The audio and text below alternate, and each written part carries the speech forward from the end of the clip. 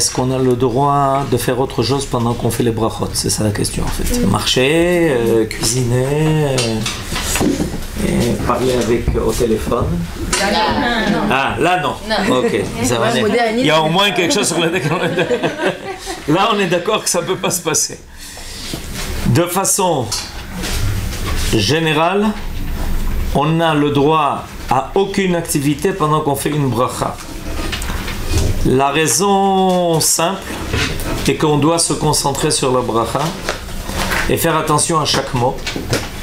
Et que par exemple nos sages disent, puisque vous avez rappelé la bracha de Asher Yatzar Yael, j'en profite pour dire que nos sages nous disent que c'est le secret de la santé.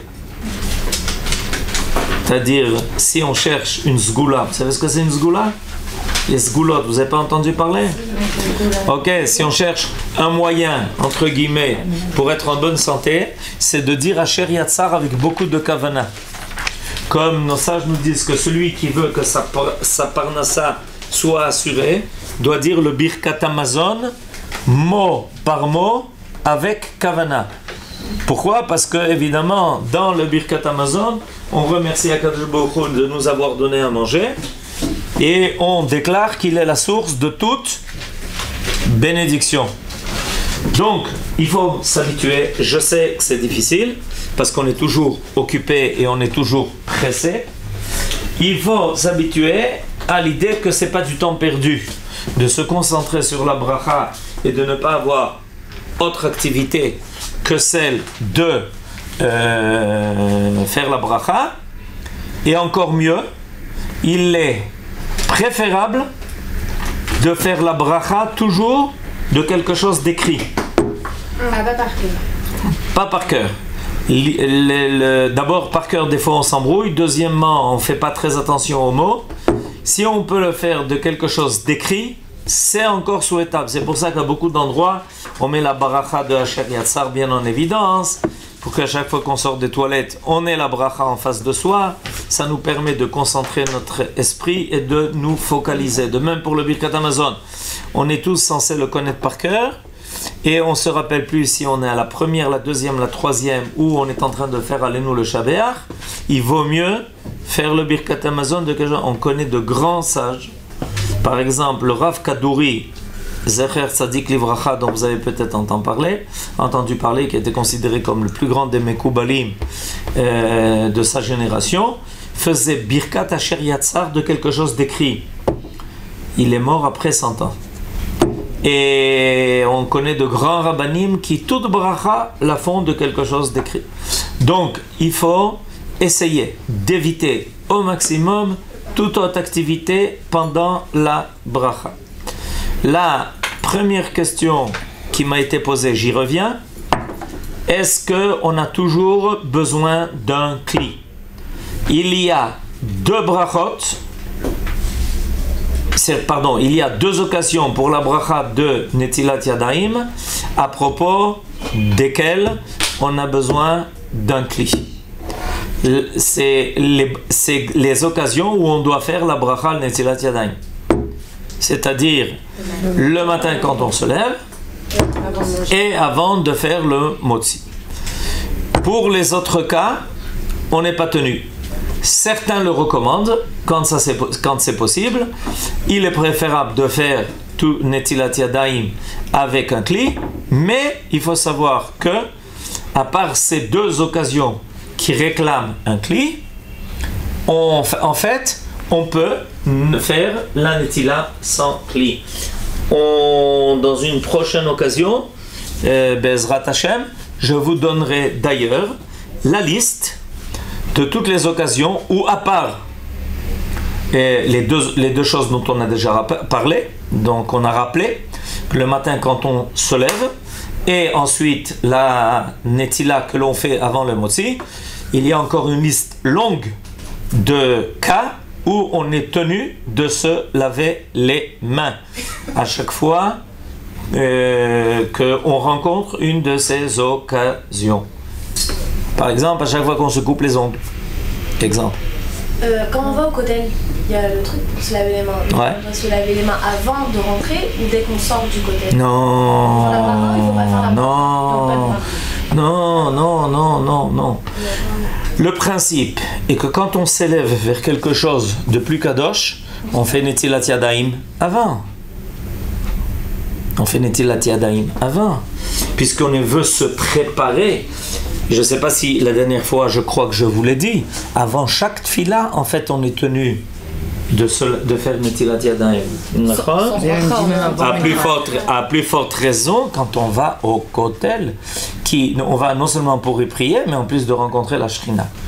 Non, c'est avant, pas après. Après, ça voudrait dire que tu es sorti d'un lieu chas v'shalom impur pour aller autre part. Comme par exemple quand on sort d'un endroit qui demande à ce qu'on ait besoin de se laver les mains. Non, il ne faut pas. C'est le contraire. On va au Kotel, on se prépare à s'élever de degrés. Étant donné qu'on se prépare à s'élever de degrés, on doit. Le principe, c'est toujours le suivant. Quand on veut s'élever de degrés, on fait Netila.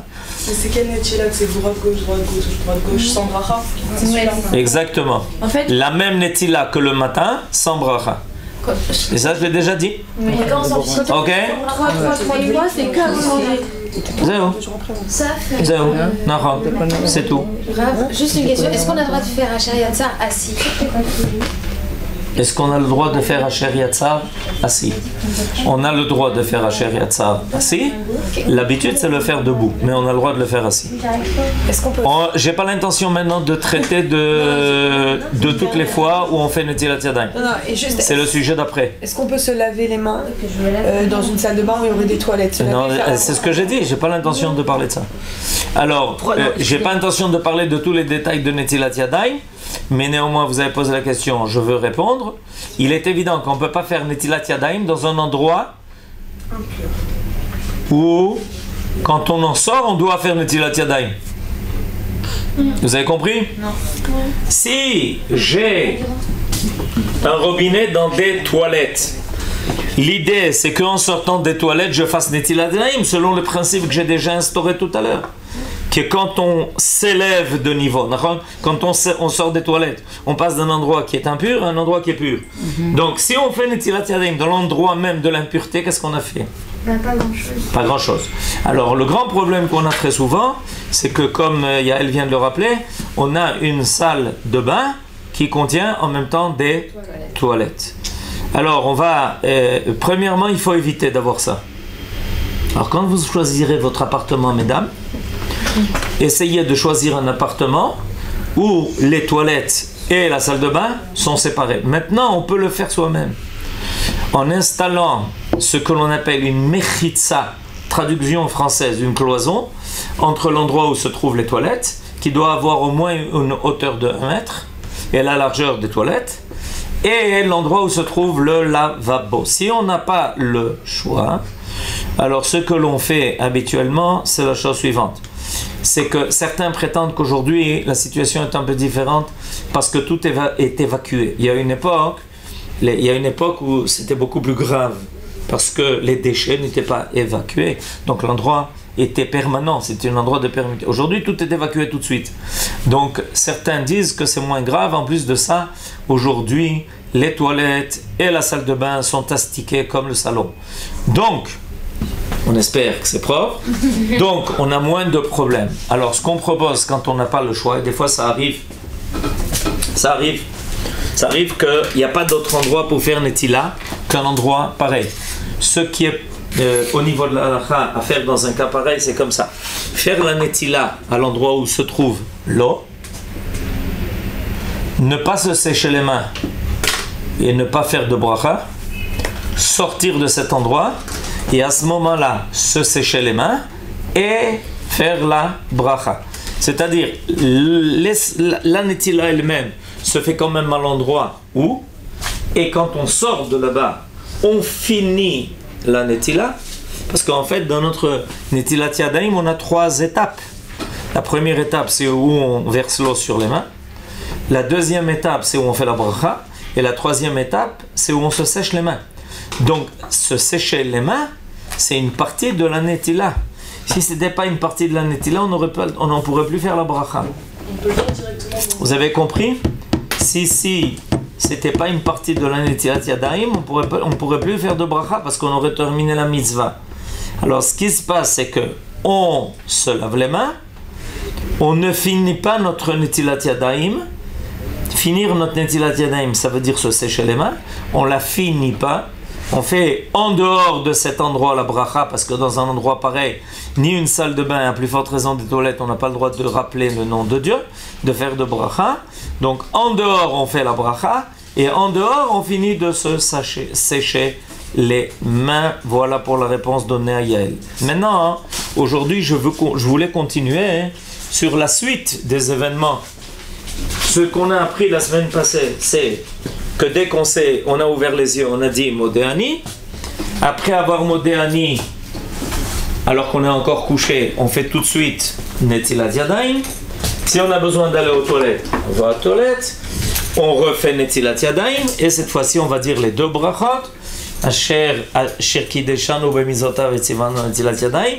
Et Asher Yatsa. J'ai rappelé déjà la semaine passée que l'habitude en général c'est de finir tout le processus et de se laver, de s'habiller, d'être fin prêt et à ce moment-là de commencer à dire toutes les brachot d'un seul coup.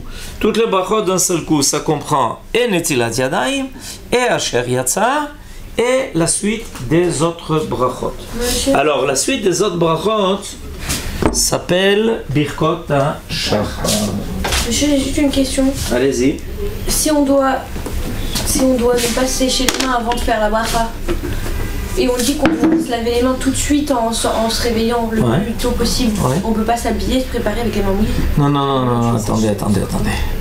Ce que je viens de dire, c'est vrai pour la Netilat Yadayim avant le Motzi.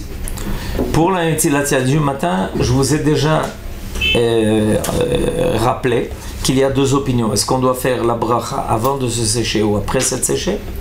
Il est clair qu'on se sèche d'abord et que soit on a fait la bracha avant, soit on l'a fait après s'être séché. Et si on reporte ces brachot de Netilat Yadayim et de Asher Yatzar jusqu'au moment où on va dire toutes les brachot d'un seul coup, il est clair qu'on s'est séché les mains. Au niveau le fait que le processus est l'eau, la bracha se sécher, c'était pour vous expliquer le cas où on était obligé de faire Netilat dans un endroit qui n'était pas propre, qui n'était pas pur. C'est pas pour vous enseigner que le matin, alors qu'on a encore les mains mouillées, on commence à s'habiller. Non, le matin on se lève, on fait Netilat. Si on veut faire la bracha tout de suite, on la fait et on se sèche, ou le contraire, les deux opinions existent. Ensuite, si on a eu besoin d'aller aux toilettes, de toutes les façons, on n'a pas fait la bracha, parce que quand on a besoin d'aller aux toilettes, on ne fait pas de bracha. Donc on est allé aux toilettes. En sortant des toilettes, on a fait à nouveau la Netilat. On s'est séché et on a fait à ce moment-là les deux brachot, Netilat Yadayim et Asher Yatzar. Et si on n'a toujours pas envie de faire à ce moment-là les brachot parce qu'on veut être fin prêt, alors on repousse ça au moment où on fera d'un seul coup toutes les brachot qui s'appellent Birkot HaShachar. Donc il est clair que depuis longtemps les mains sont sèches. Alors, aujourd'hui on va donc parler de cette série de brachot qui s'appelle Birkot HaShachar. Birkot HaShachar, c'est la liste de toutes les brachot qu'on dit tous les matins.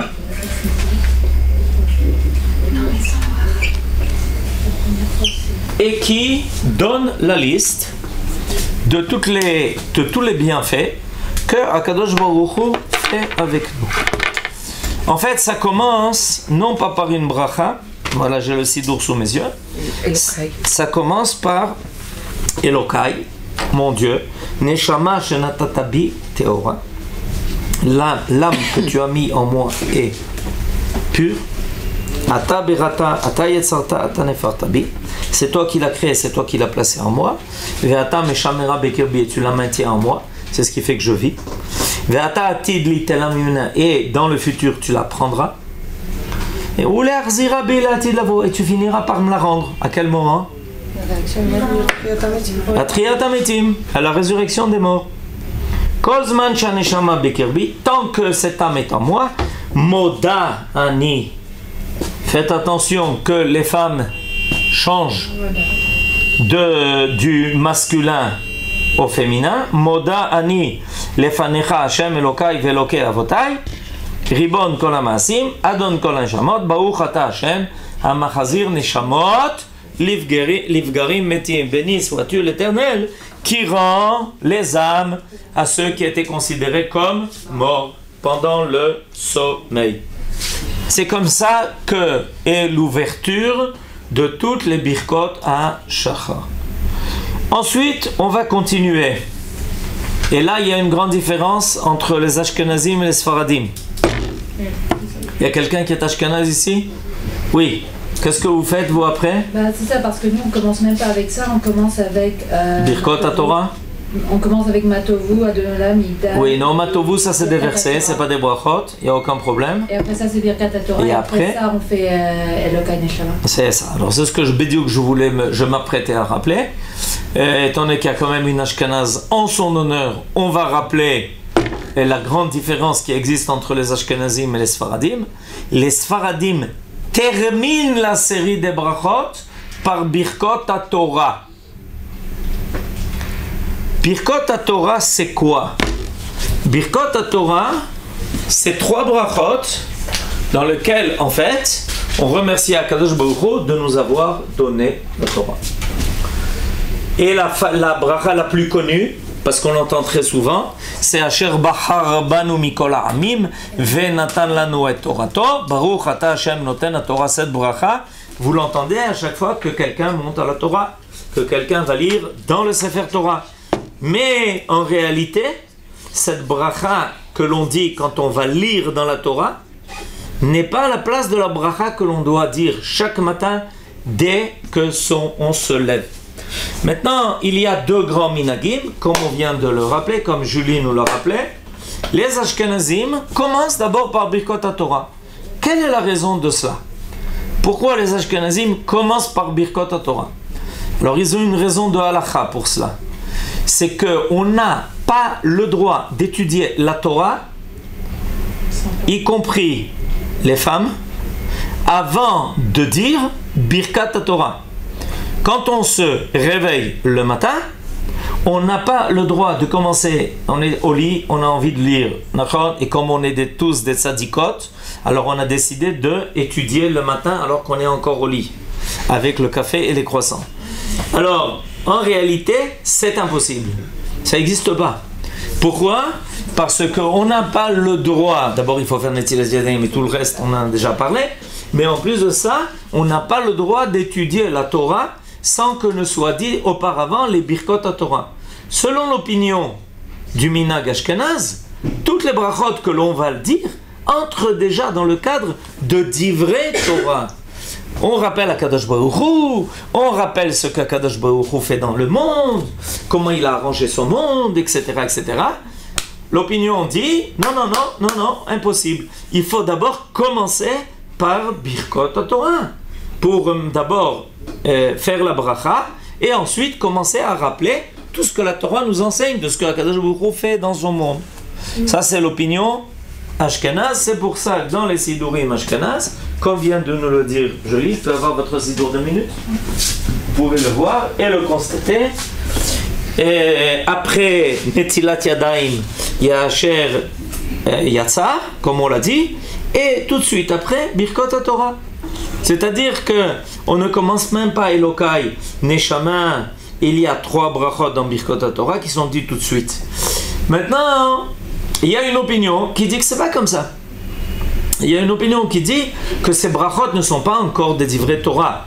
C'est remercier à Kadosh Baruch Hu que le monde existe et que nous vivons. C'est pas encore des divrei Torah. Donc, selon les Sfaradim, la bracha sur la Torah ne se fera qu'à la fin. Une fois que on a remercié que Dieu, que le monde existe, que nous soyons vivants et que nous soyons capables d'agir, à ce moment-là, on va dire Birkat Torah. Dans l'ordre chronologique, le monde a d'abord été créé, l'homme a été créé, le peuple d'Israël a été créé, le peuple d'Israël est sorti d'Égypte, le peuple d'Israël est allé recevoir la Torah. Alors, Baruch Haba. בבקשה. תודה רבה. אני נוהג להגיד איזה רעיון על פרשת השבוע, הרב יהודה התכוון אנחנו לומדים בפרשת השבוע על אברהם אבינו. אברהם אבינו, המידה שלו זה חסד. כתוב תיתן אמת ליעקב, חסד לאברהם. אבל חסד זה לא רק מילה, אלא זה מעשים. אדם שיש לו מידת החסד הוא עושה דברים טובים. הדבר הראשון שכתוב בפרשה זה הכנסת אורחים של אברהם אבינו. הכנסת האורחים של אברהם אבינו זה משהו מיוחד. למה? הוא לפני זה עשה ברית מילה בגיל 99. ברית מילה זה ניתוח, איך קוראים אופרשן. אופרשן, ניתוח. הוא בן אדם בן 99. היה כואב מאוד, כואב, אבל לא מרגיש טוב. וכתוב בפרשה שלמרות שהוא היה במצב כזה, הוא יוצא ומחפש אורחים לבית שלו. הוא לא יכול בלי אורחים. Alors ce que le Rav dit, c'est que Abraham avait comme vertu principale la bonté, le chesed. Et cette vertu, c'était pas seulement des mots, c'était des qualités que Abraham appliquait dans les faits. Et notre paracha commence par le récit que Abraham Avinu était malade parce qu'il était après la Brit Mila. Et après la Brit Mila, il souffrait. Et malgré ses souffrances, il n'a pas renoncé à s'occuper de ses invités. Parce qu'Abraham Avinu n'était pas capable de vivre autrement qu'en faisant du chesed. Il n'a pas besoin de faire d'efforts. C'était une partie de lui-même que de faire du chesed. הקדוש ברוך הוא רואה שהוא חולה וכואב, זה יום השלישי, אז מעשר התינוק זה יום הכי קשה, שהוא יוצא לחפש בחוץ, הולכים, אז כתוב שהוציא חמה מנרתיקה, עשה יום חם, 45 מעלות, 50 מעלות, רותח. למה? הוא רוצה להכניס את אברהם אבינו בחזרה למיטה, לאוהל. הוא אומר, החום הזה יבריח אותו החוצה, פנימה, לצאת. אבל אברהם אבינו לא מוותר. למרות החום, למרות הכל, הוא מחפש אורחים. והקדוש ברוך הוא אין ברירה, נביא לו אורחים. הביא לו את המלאכים, שלושת המלאכים. מה לומדים מזה? יש צער של הגוף, פיזי, ויש צער של הנפש, הלב. אצל אברהם אבינו הצער הכי גדול היה שהוא לא יכול להכניס אורחים. זה צער בנפש. גם היה לו צער של הגוף. אבל הצער של הנפש אצלו יותר גדול מהצער מהגוף. הוא מוכן לסבול, להיות בשמש, בחום, בכל זה, רק שיביא אורחים. בלי אורחים הוא... זה לא אברהם אבינו, בלי חסד זה לא הוא. Alors ce que le Rav dit, c'est que Akadosh Baruch Hu, qui connaissait les habitudes d'Abraham d'avoir des invités, ce jour-là a décidé, pour épargner à Abraham d'être occupé à ses invités, il a fait une très haute température. La chaleur était énorme dehors, de façon à ce que personne ne sorte dehors. Et malgré ça, Abraham n'a pas renoncé à chercher quand même des invités. Alors, ce que le Rav disait, c'est qu'il y a en fait deux genres de... Comment se fait-il qu'Abraham surmonte ses souffrances physiques pour quand même appliquer sa qualité de chesed? Parce que il y a deux niveaux de vie de l'homme. Il y a un niveau qui est physique, mais il y a un niveau aussi qui est un niveau d'âme.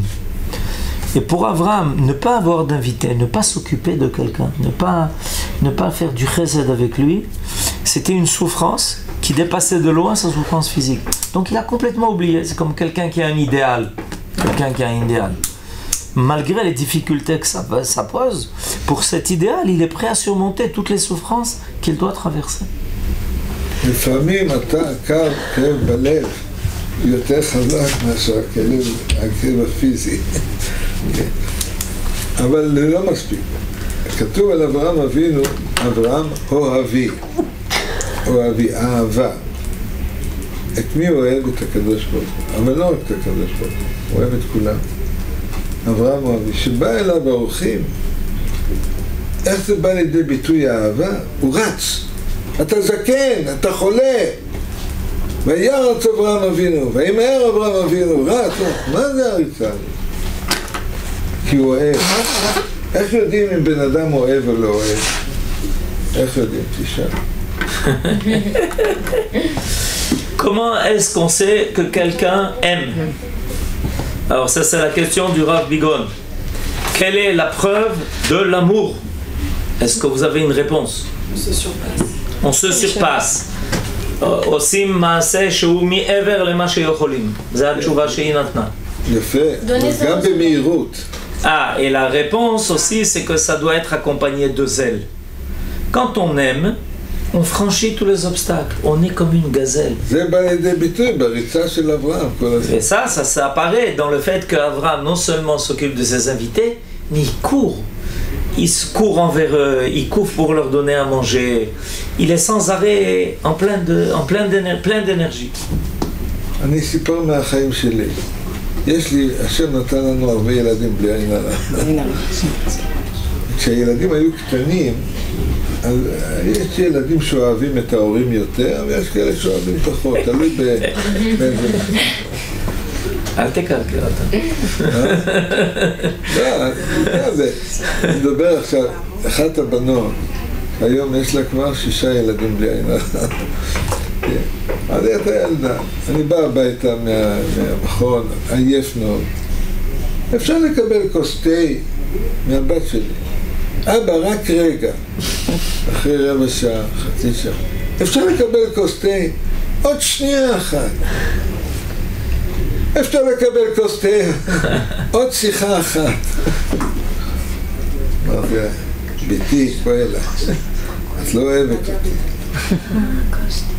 אבא, אני אוהבת אותך, אל ספרי סיפורים. הבת השנייה באה, אבא, הכנתי לך כוס תה, איך ידעת? אתה רוצה שנוריד לך את הנעליים? להעביר את הרגליים? איך ידעת? אמרתי לה, את אוהבת אותי. את יודעת מה בראש שלי. זה אברהם אבינו. תרגם. אתם כולם יודעים עברית, נכון? לא כולם. לא כולם, תרגם. או מבינות או מרגישות. או מרגישות, מהלב מרגישות. Alors ce que le Rav a dit, par exemple, dans une famille, il y a toutes sortes d'enfants. Et lui, il raconte sur sa propre famille que des fois il revenait fatigué et qu'il demandait à sa fille de lui amener un verre de thé. Et sa fille lui disait, dans quelques minutes. Au bout de quelques minutes, il disait, et le verre de thé? Ah, dans une seconde. Et où est le verre de thé? Attends, j'ai pas fini encore là. Le téléphone. Et alors il lui disait à la fin, en réalité, tiens pas ton père. Et la deuxième par contre, avant même qu'il ouvre la bouche, elle venait déjà avec un verre de thé à la main. Alors ça s'appelle l'amour. ככה תבדקו מי אוהב אתכם. קיבלתם פטנט. זה אברהם אבינו, הוא אוהב את כולם. הכל הוא עושה במהירות.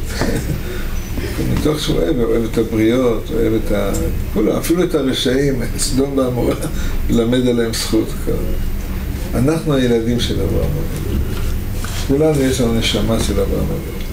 מעשי אבות, לבנים וגם לבנות. ולבנות. שיהיה לכם יום טוב. אמן.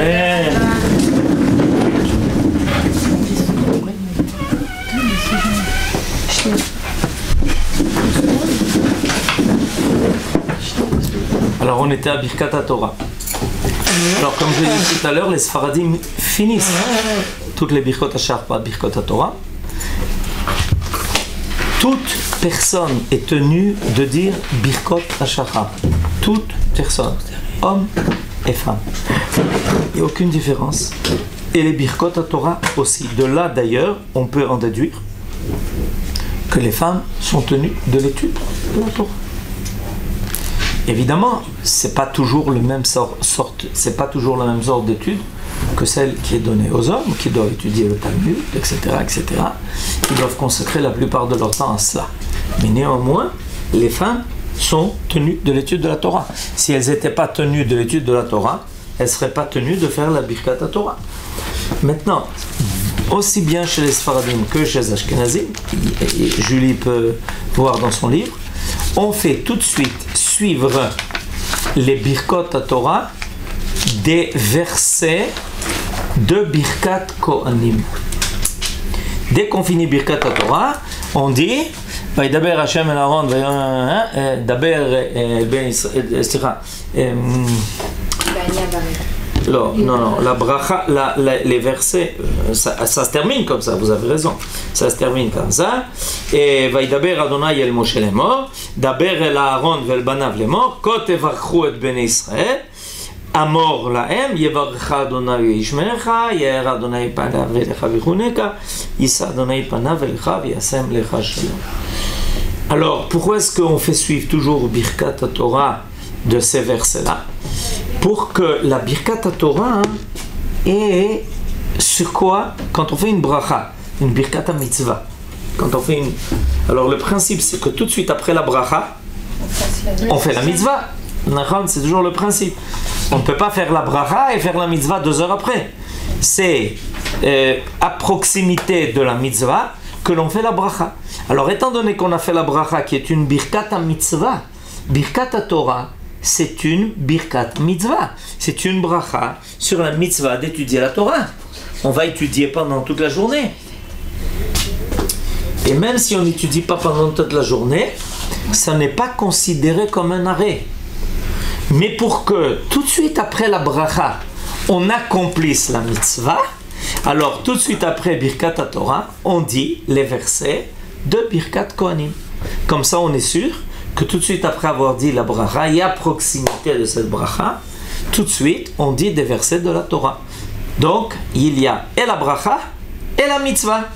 Donc c'est par là que même si on ne va pas étudier la Torah dans la journée, on doit quand même faire Birkat Torah. Oui, c'est pas que c'est par là, c'est ce qui nous a été donné comme occasion de faire la bracha pour être sûr qu'on va s'acquitter de la mitzvah, cette bracha là.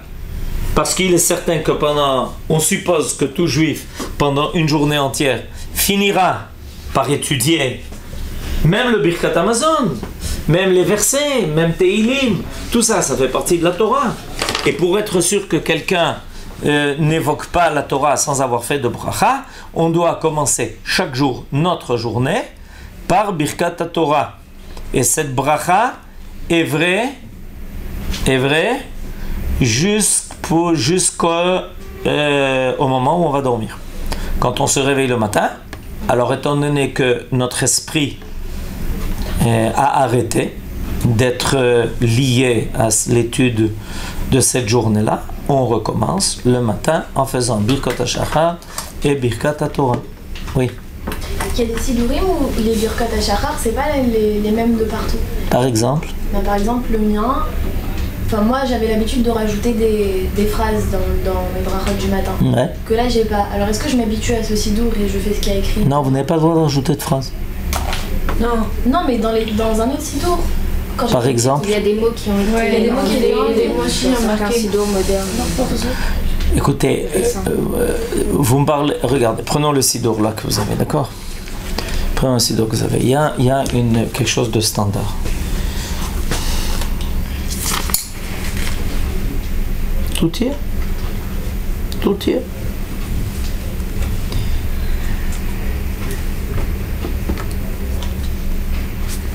Hein? Maintenant, je ne sais pas de quel sidour vous avez, celui-là est le bon. Ce qu'on vous propose là de faire comme Birkot HaShachar, c'est les bonnes brachot. Non, je ne sais pas. Il y a aussi dans le Birkat Torah.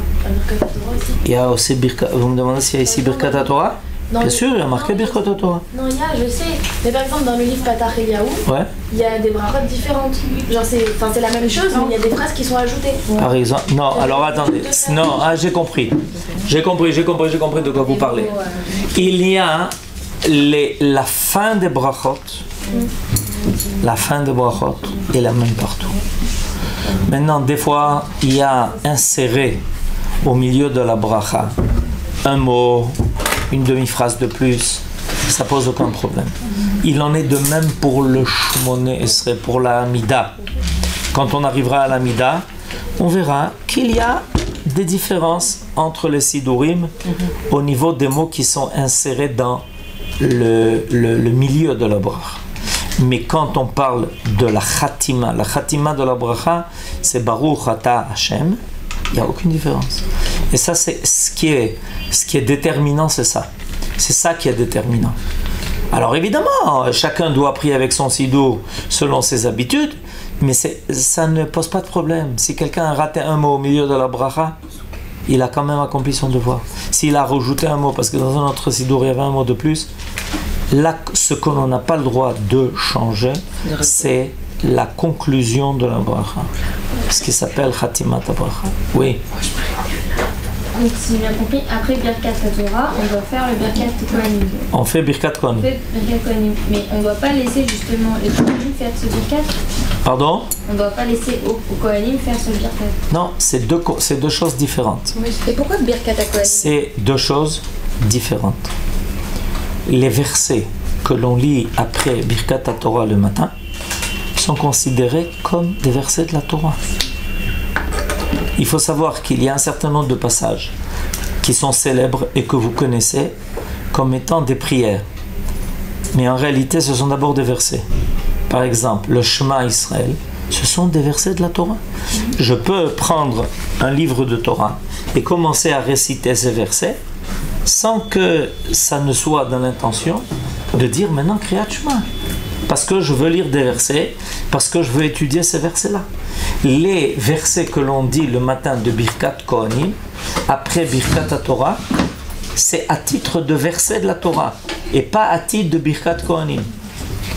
Quand les Kohanim, à un moment donné précis de la Hamida, vont monter sur le Dukhan et dire ces versets, après avoir dit la bracha, Asher kideshanu b'mitzvotav vetzivanu levarech et amo Israël be'ahava, et qu'ils diront ces versets dans l'intention de en faire des brachot, à ce moment-là, nous entendons ces versets, non pas sous le statut de versets, mais sous le statut de brachot. C'est donc deux statuts qui sont différents.